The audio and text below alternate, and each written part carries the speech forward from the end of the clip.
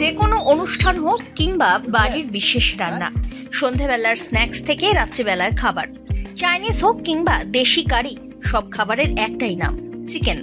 সহজ বাংলায় যেটি মুরগির মাংস।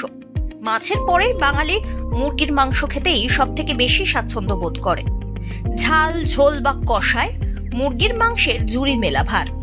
আর এই মুরগির মাংস বিক্রি করার জন্যই তৈরি করা হয়েছে একাধিক পোল্ট্রি।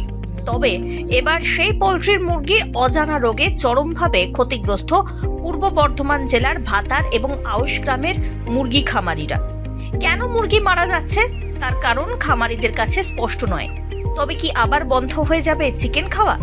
সে বিষয়ে অবশ্য এখনো কিছুই নিশ্চিত করে বলা যাচ্ছে না, কারণ বিশেষজ্ঞরা জানাচ্ছেন এটি কোনোভাবেই বার্ড ফ্লু এর ঘটনা নয়। নানা কারণেই মুরগি মারা যেতে পারে। তবে এই ধোঁয়াশায় রীতিমতো মাথায় হাত খামারিদের।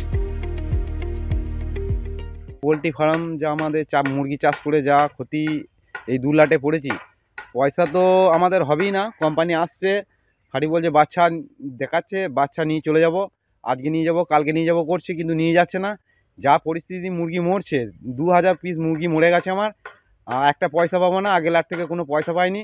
যা অবস্থা, সংসার চালাতে পারছি না। হ্যাঁ, আমার মুরগি চাষ পেশা। এই রোগটা মোটামুটি আগের লট থেকে হয়েছে, 40 দিন আগে হয়েছে।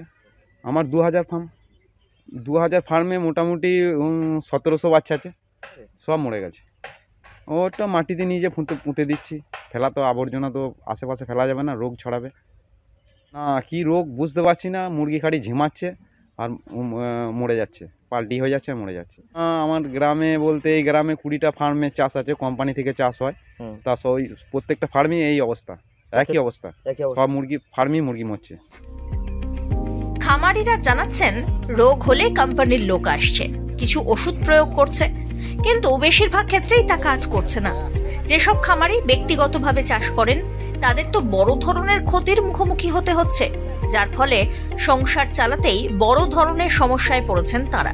পূর্ব বর্ধমানের ভাতারের নতুন গ্রামে গিয়ে দেখা গেল গ্রামের বেশ কিছু খামারি রয়েছেন।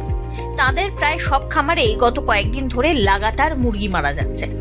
দেখা যাচ্ছে ছোট মুরগি থেকে বড় মুরগি সবাই আক্রান্ত হচ্ছে। প্রথমে ঝিমুনির মতো হলেও ধীরে ধীরে মারা যাচ্ছে মুরগিগুলি।